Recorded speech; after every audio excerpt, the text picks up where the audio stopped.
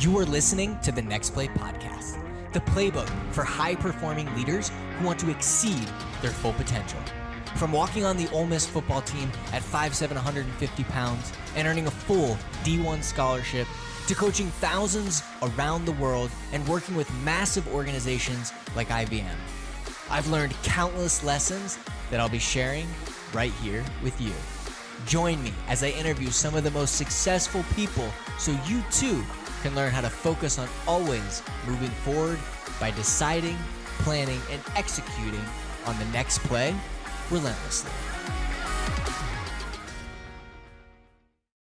This is Richie Concertesi with the Next Play podcast, and today I have two special guests, Glenn and Amber, two individuals that have been flipping and in real estate investing for over 30 years. They own multiple businesses. They also teach people how to invest in real estate. They live in Florida, but their whole real estate operation is actually in the Northeast. And so I'm sure we're going to be talking a lot about systems and processes and people and leadership.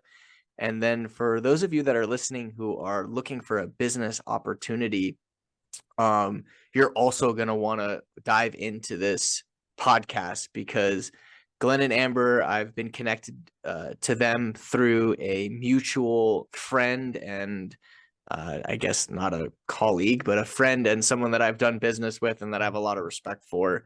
And two individuals that just in the industry I've had an experience in with a company that I believe they are head and heels above. So Glenn and Amber, thank you so much for being on the show.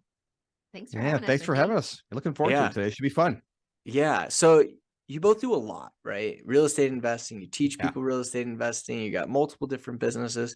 You're flipping houses. You're doing about you've done over 1,000 deals. You're doing passive income.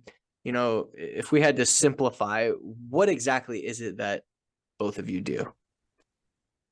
That's a loaded question. That is a loaded question. And 4 kids on top of that too. Yeah. Do you really? Yeah. 4 kids? Actually, our oldest just got engaged last night. Yes. We have a lot of excitement in the house today. Yeah. A lot of excitement. What do we do? I think that in a nutshell, I would say that we build and lead. That's probably the simplest way to do this. We build businesses and we lead. Would you agree? Well, and I would also say that it's evolved into more of what we are still involved in some aspects of the business, but we're definitely more owners now versus operators. Yeah. You know, when we first started, we were definitely wearing all the hats, but as we've trenches, as we've gotten older and developed those systems, we've delegated a whole lot more. Speak about yourself getting older. What does it mean older stuff? I don't know what that is. I heard Richie say, been doing this for 30 years. I'm like, damn, that sounds really old. Dang. Yeah. So, I think that we are, we love to build not really businesses as much as build people.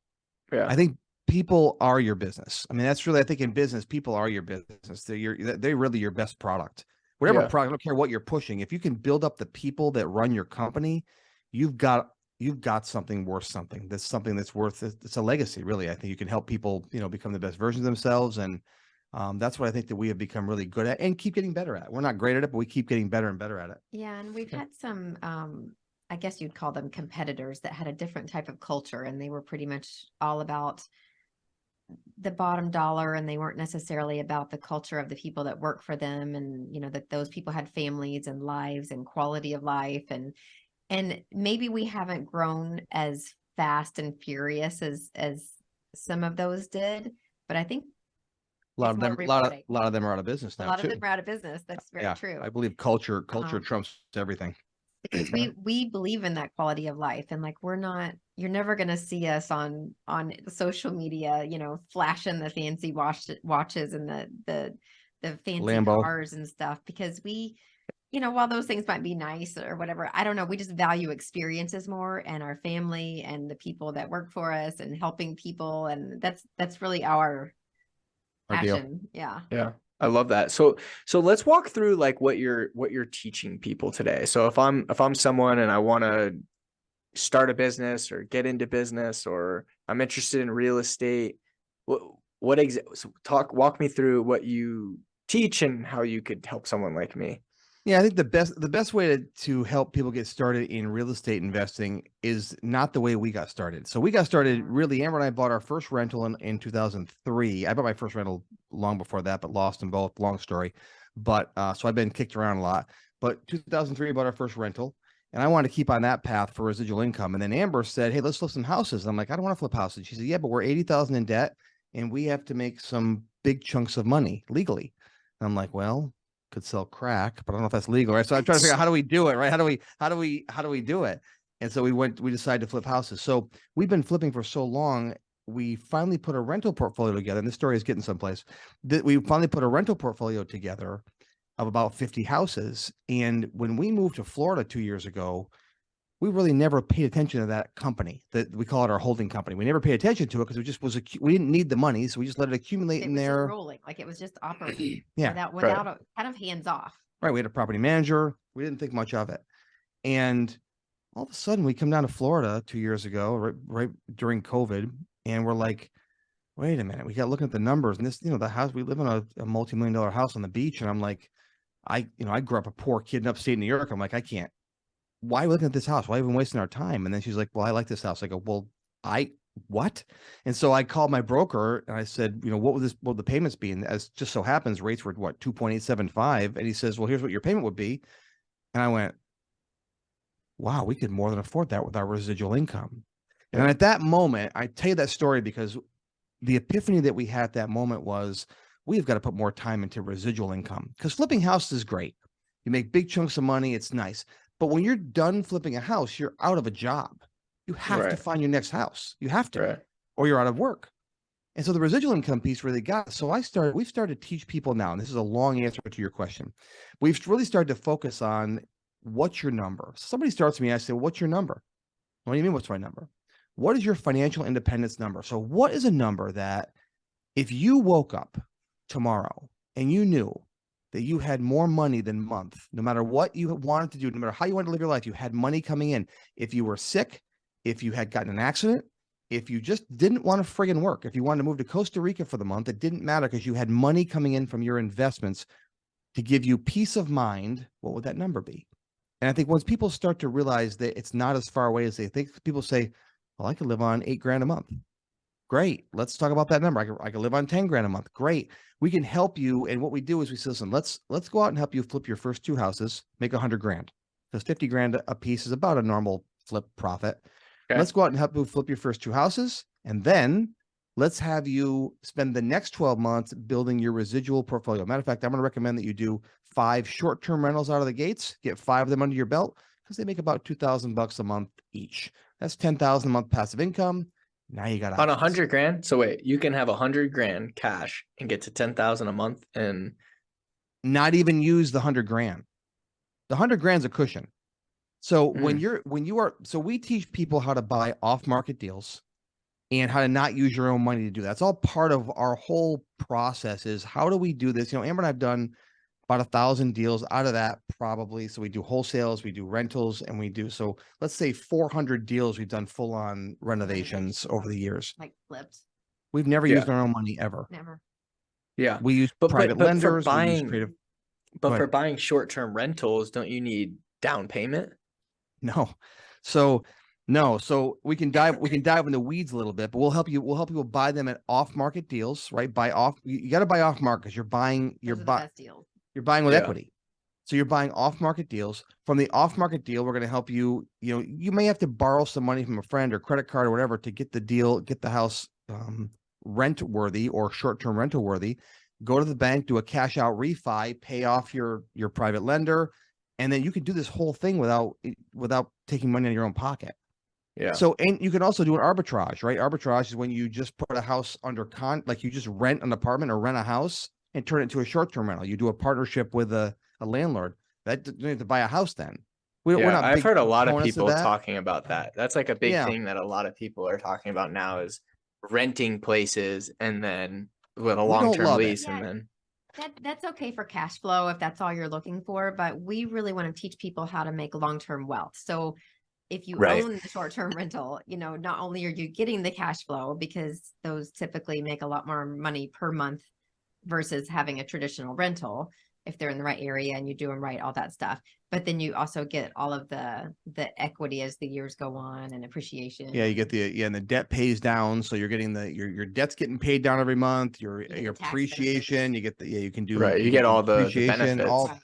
So, But so I'm not, I think doing the arbitrage is a decent way to get started in it if you're trying to build up your cash. But if you really want to be serious about it and have like lifestyle money and generational wealth, you want to own the house. Yeah. Right. And so I'm just curious. I just want to ask this because I'm very curious in this. So are you referring to like owner financing, like getting the house under contract and then refinancing once the house is renovated so you can make the gap between what the house was worth, and then this way you really don't have any money out of pocket as long as the owner's will. Is that kind of what you're? That could be. So we do a workshop, right? And at we call it the home flipping workshop, and we go over like 14 different ways to fund a deal. It could be what's called subject to. Subject to means you take over their existing payments, right? Owner finance is usually someone owns the house outright, and you can do a short term, like you said, you could do a short term deal with them and say, look, I'm going to give you your money, but I need 3 months to get this house up and ready so I can go to the bank, get a loan, and then I'll pay you off. You could do that way. What we do is we use private lenders. So I have they've become friends of ours, but they weren't initially, but just people that have some money, 50 grand, 100 grand, 300 grand, $1 million, whatever. They can invest with us on a particular property, whether it be cash that they have, or if they have if they have an IRA, we can help them move that into a self-directed IRA. So they can tell the IRA where to put the money, and they put it with us. And then we'll put it on that property. So you find a house and you want to buy the house. It's 100 grand for easy math. And you need 20 grand of renovations on it, whatever. Great. So to get it up and ready for that, and you need 10 grand to furnish it. So you need to have that. But when you're done with that property that you put 130 in, it's going to be worth close to 200,000 probably, right? Because you're essentially flipping the house. So you borrow 130,000 from a private lender. Pretty simple to do. And when people know it's on a piece of real estate, it's a hard asset, they're much more apt to loan money on a hard asset.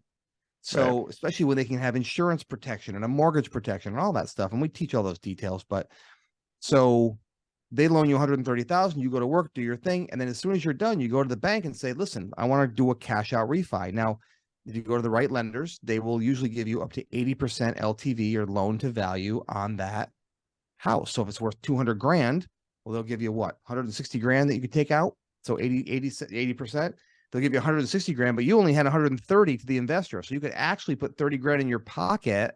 We'll call it 20 grand after closing costs, tax free, to have to build cash for your next deal, because the income you make from your short-term rental is going to pay that mortgage payment down. Yeah. So, that's just, I know I'm diving way in the weeds here. So no, this is good. What is he talking about? So I'm so glad you asked that question, because that's like one of the things that really holds people back from getting started in real estate is you just don't know what you don't know. So and people think I have to have my own money to get started. I have to, or I have to be able to get a bank loan. We built our whole business off of private money, and there's so much money out there, especially for real estate. That people just need to know how to get their hands on. And the investors, they want to invest again. Like when you're done, like, what's the next project? What's the next? Because I'm paying them 10% in their money, so they're happy. They're thrilled. Stock market roller coaster. Yeah. Right. So how are I know there's a lot of ways to do it, but I'm just curious, like, what are you finding is the best way to get these off market deals today? Because like I'm in Vegas, and in Vegas, I think I want to say the percentage of buyers this past year was like 50% were investors. So we are just swarmed. It used supposed to be like 10% or 20. It was like 40, or I could be off. Somewhere 30 to 50%, something like that. Don't mark me for it, but something along those lines. Yeah. Like when you have a market that's that swarmed with investors, how is it possible to get these off market deals? So I see that you're from Ole Miss, right? So you're an athlete. So when the field is competitive, do you not compete? No, I mean, just throwing it out there, right? Sure. Right. Yeah. So, and the cool part is, though, Richie, it's a great question, because people sometimes think, well, I have to do 100 deals a year. You don't. I have friends in Vegas that do 100 deals a year. So I know that that's a very competitive cutthroat. I have several actually that we have out there, and it's a very cutthroat market out there, but they're still doing deals. So you're going to have to market to find those off market deals. So you can do a lot. You can do it where you don't pay any money. That's through referrals. That's through networking. So let me give your listeners an easy tip. Here's an easy tip. You don't have to spend a ton of money on marketing just to find, and you only need 1 or 2 deals a year to completely change your financial landscape. Again, if you did 2 deals this year, let's say it was in Vegas, you're probably making 75 grand a clip on a flip, maybe more. So that's a lot of money you can make on doing a flip. Yeah. So you only have to find a couple deals. So you don't have to find hundreds every month or dozens. You just have to find 1 every 6 months. It's not that hard to do if you put your focus on it. Or just throwing that out there. Of course, rentals. I know. Well, he asked about flips, so I was just asking. So yeah.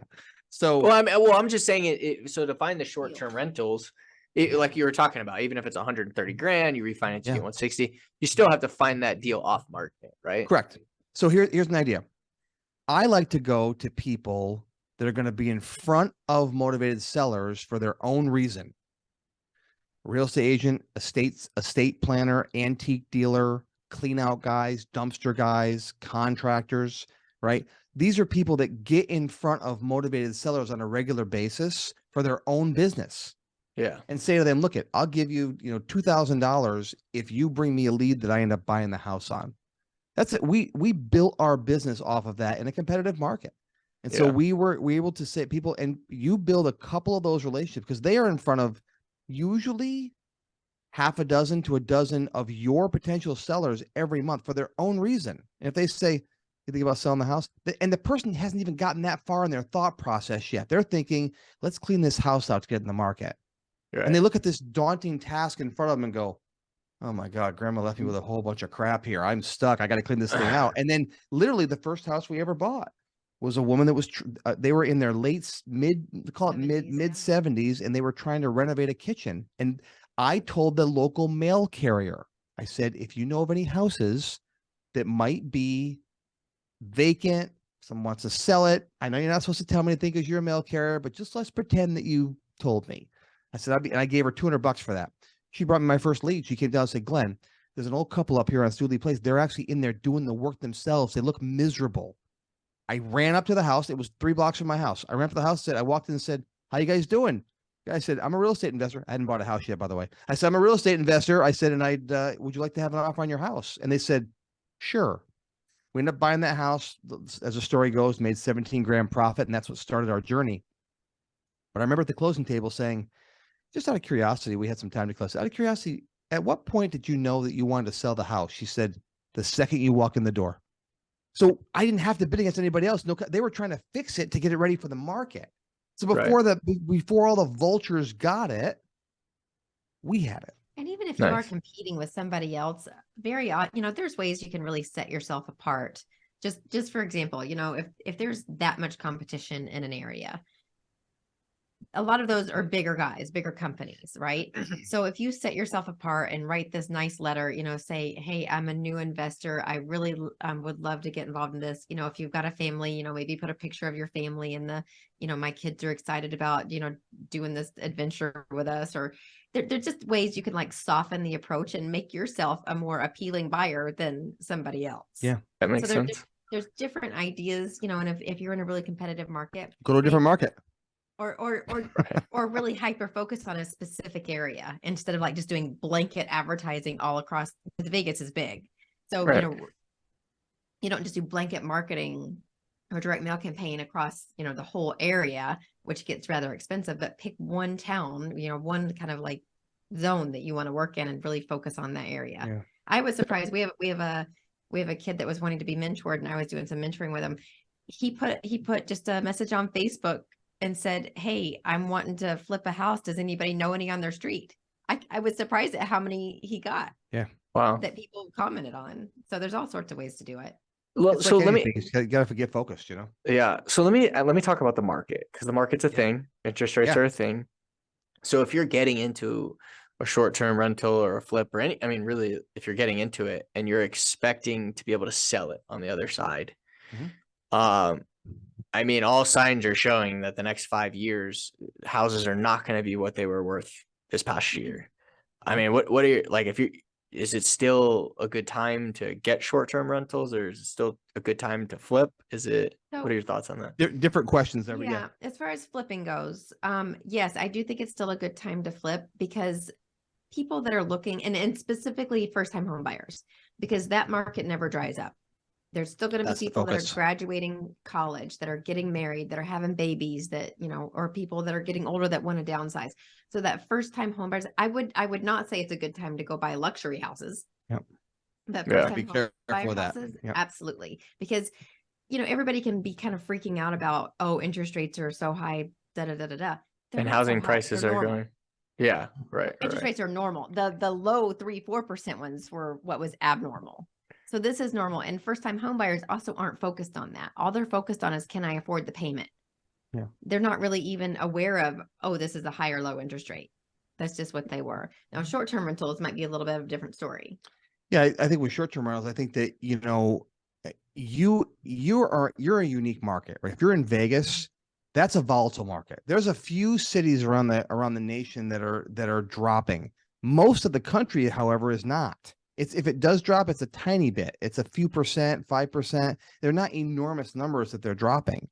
Now, Vegas may take a hit because any market that has incredible appreciation that's like month over month always is going to take a hit when a recession hits and go backwards. But most of the country has been more of a gradual incline. And I'll tell you that we still have an inventory problem.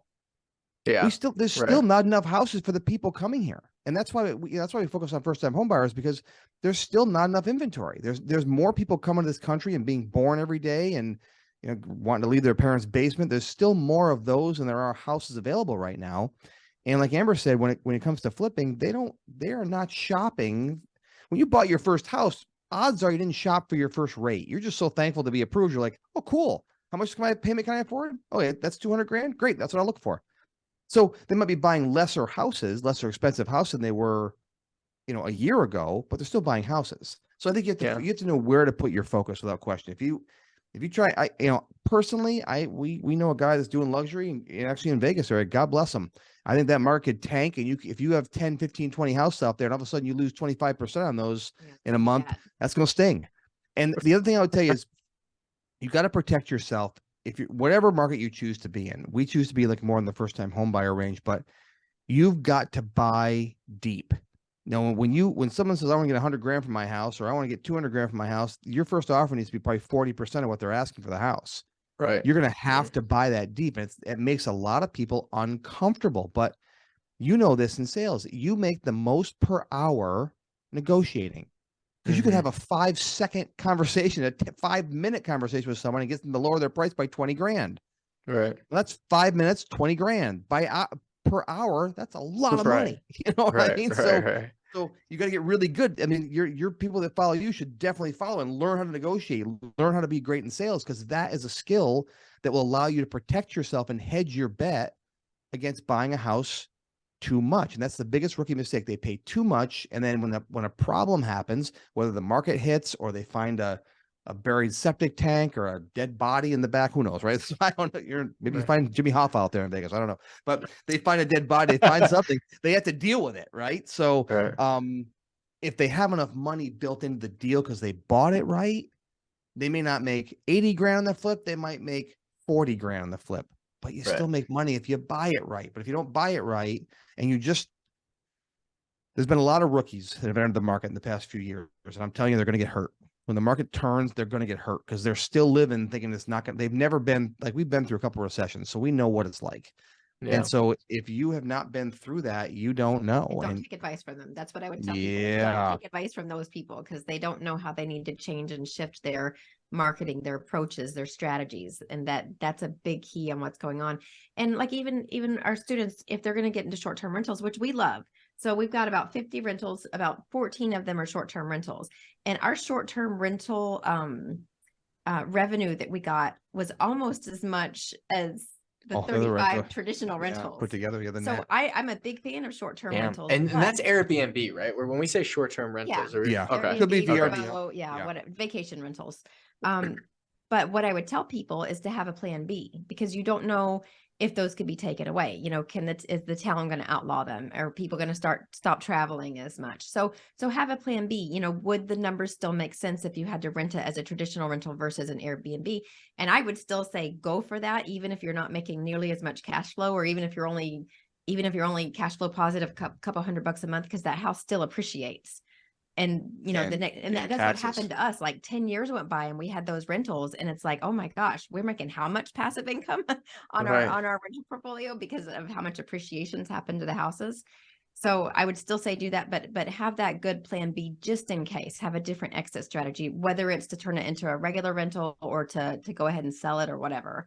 But don't just depend on that. What if you have someone that's like, okay, I want to buy some short-term rentals. I'd love to be able to make, you know, $2,000 per short-term rental, but they don't want to deal with like rehabbing and refinancing, and you know, they have cash and they just want to buy and, you know, get the Almost rentals. Like a turnkey. Yeah. What do you suggest with that? Is it a good time because home prices are where they're at with interest I will rates? tell you, no matter when you ask me, I will tell you it's always a good time to buy real estate. Always. 10 years from now, we'll look back at these prices and go, wow, look at the prices now compared to 10 years ago. I'm telling you, you look historically, it always goes up. So there's never a bad time to buy real estate. Never. Yeah. Especially if you continue to buy on a regular basis, you're dollar cost averaging your houses, right? So you are, there's never a bad time to buy real estate. However, I would be, if someone says, well, I have money, I don't want to do it.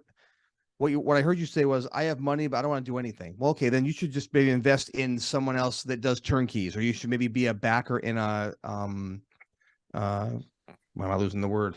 Or find somebody a larger apartment complex. Like a syndication. Syndication. Yeah, you should do that if you want to do nothing. Or find somebody that's selling an existing Airbnb that just doesn't want to. Still got to manage it though. You still have but there's property managers that you can hire. Well, no, I'm not saying about managing. Managing is one thing. Yeah, because you can there's Airbnb property management and stuff like. I'm just saying, like, you got to do the marketing to get the wholesale deal, right?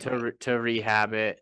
Like, what if you're running another business and you're like, look, I don't want to do all those things. I have no problem hiring a management company, but I'd love to get some of these short-term rentals without doing the whole arbitrage deal. Yeah, I mean, I'm sure they're out there. They're probably not as many that don't need to be rehabbed. You're not going to get as good of a deal on it, but I'm sure there's people that are selling their existing short-term rentals because they maybe just don't want the hassle of it anymore, or they got too busy or whatever. Or you could just find a house that doesn't need much and all you have to do is furnish it. Yeah. Right.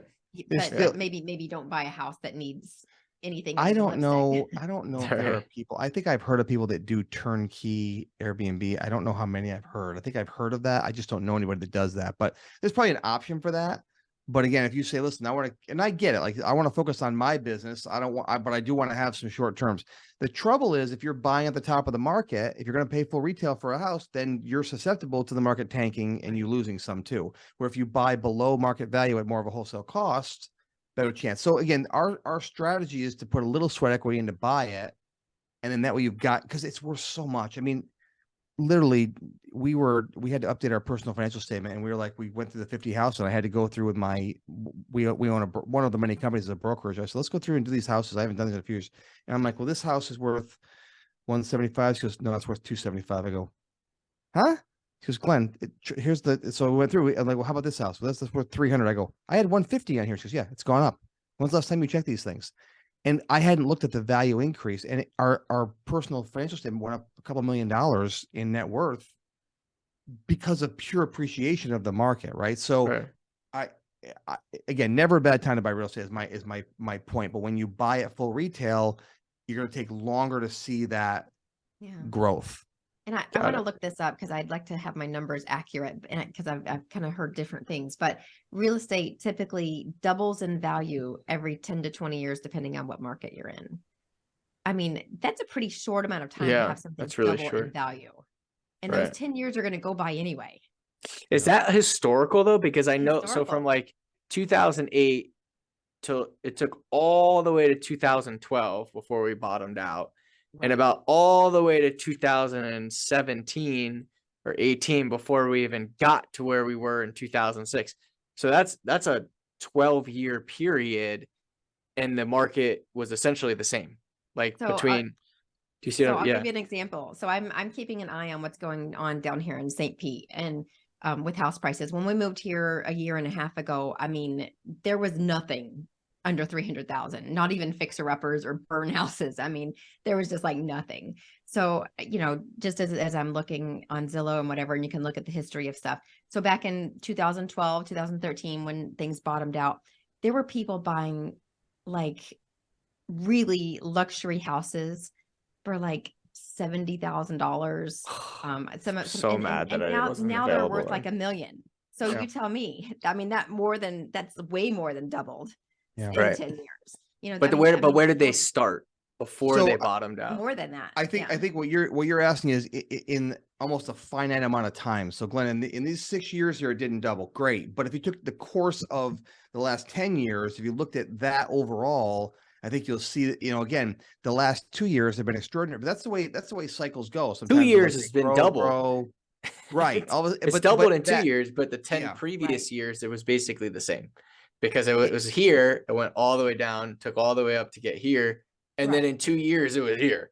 So it's like, Yeah. So I would crazy. argue though it's different in every market because every market, Yeah. like again, That's Vegas, Vegas, Vegas, Miami, LA, New York City. There's a handful of cities that just are these anomalies that have this crazy ups and crazy downs, but Right, most right. of the country just trickles. That's just kind of most of the country.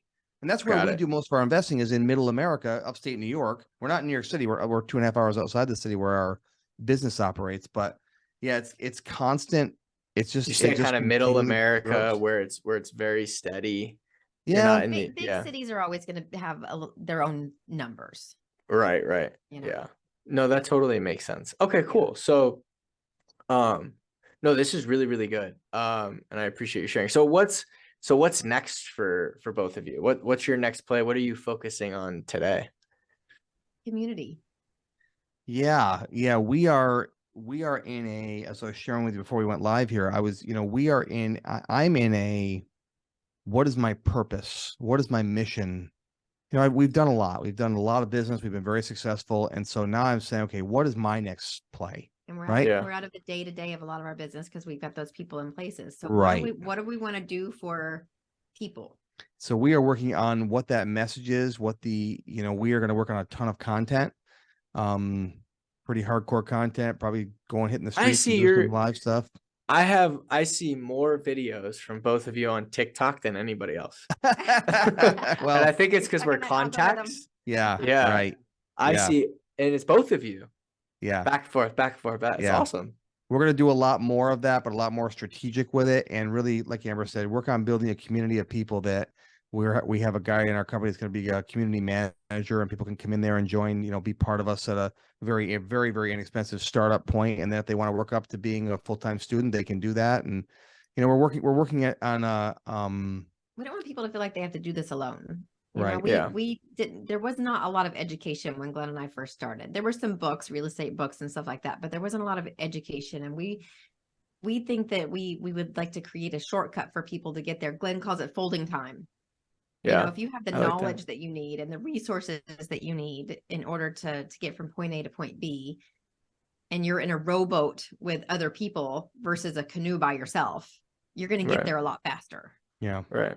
And we're also worried about, there's a lot of people that were successful in the past 3 or 4 years, and they're out there preaching how great they are, and they just really don't know. They really don't know what they don't know. They haven't been around long enough to have all they've experienced is success. I'll tell you, the best teachers have experienced failure, in my opinion. If you only live in success all the time and you never stumble, you never fall, how the hell are you going to teach somebody else? Because they're going to fall. They're going to fall. And then when they Right. fall, you're like, okay, I've been there. Here's how I got through that. And other people that haven't, we have met so many people that, no offense, there's some complete morons out there that have made a ton of money in real estate. And I'm like, Because you of are the in deep market. trouble. Yeah, because the market covered a lot of mistakes. They hit a lot of sins. You could buy wrong and it would appreciate in 3 months so much that they could make a $50,000 error on the purchase price and still make 80 grand selling the house. And they're like, oh, Right. I'm so good at this. No, We're not good no, luck. you're not that Yeah. good. You You literally just just lucky. you hit the market just right, and that's not typical. And that market's gone. That market's now history. So we want to make sure people are getting taught the right information by people that have experience, whether you like us or not. If you like our tribe, great. But we want people to understand there are people that have been around for a long time through ups and downs, and they're going to tell it to you straight. We're not going to BS you. We're not going to tell you how great we are. We're going to just, we do have a great life. We're very blessed, but we're going to teach you how to get through all this, and work through it together. Glenn does most of the workshop, and we just believe in telling people the good, the bad, and the ugly, and just being really real. And that's probably the biggest compliment that we get, is that you guys are very authentic. And honestly, that is the best compliment we could get, because that's what's important. And I think people see through all the BS and they see through all the flash stuff, but he does an awesome job at the workshop of just Thank you. laying it out and making it interesting and making it fun and giving people those aha moments. Because I think we overcomplicate things in our minds so much and make things a lot harder than they need to be. And real estate really isn't that difficult. I mean, it's hard work, but it's worth it. And he goes over that at the workshop too. But when you know the right strategies to use and how to evaluate a house, for example, and how to count all your costs, and it's really a mathematical equation whether the deal is a good deal or not. So you're not going in with all these like gut checks, like, oh, my gut says this is a good area. Or, I mean, you have data to make your decisions off of. So Nice. I love that. Okay, cool. So how can anyone listening connect with you, or if they want to come to this workshop, how do we do that? Yeah, we do have a lot going on. So we put everything on glennandamber.com. So glennandamber.com. And that's got a link to our podcast, which you were a guest on recently. Yeah, that's awesome. It's got a link to our book. We have a really cool show out where we took a brand new investor from start to finish on flipping a house. It's an 8-episode show on YouTube. No experience whatsoever. That was really fun. A pastor and his wife. Really? Fun. Yeah. It's got links to all of our social media and our home flipping workshop and all that good stuff. Yeah. I love that. So it's GLENN and 2 N's. AND. Yep. Oh yeah. NN and AMBER. You got That it. site too. Yeah. Good job. Thank Yeah. you. As seen, NBC, Fox, CBS, ABC. That's Yeah, cool. I we've didn't know been you guys doing- had your we've- own show. Yeah. We've I know it's getting shopped around right now, but we put that together we did it 2 years ago and it just came out a few months ago. Yeah. So it's been a lot of It fun to takes have that so. long. Wow. Oh yeah. It takes a long time. Well, you yeah. have to do the whole deal too, and that takes You time. do. Right. Yeah. Yeah. We gave them all the money and we split the profit at the end, but at the end we became their private banker. Yeah. So they didn't know we were testing them for that, but that's what we were testing them for. Nice. So, I pretty love it. cool. Okay. Yeah. Well, cool. Well, thank you both so much for being on the show. I took a lot from this, and I'm sure that everyone listening did as well. Yeah. Awesome. Thanks for having us, man. Great Yeah. stuff.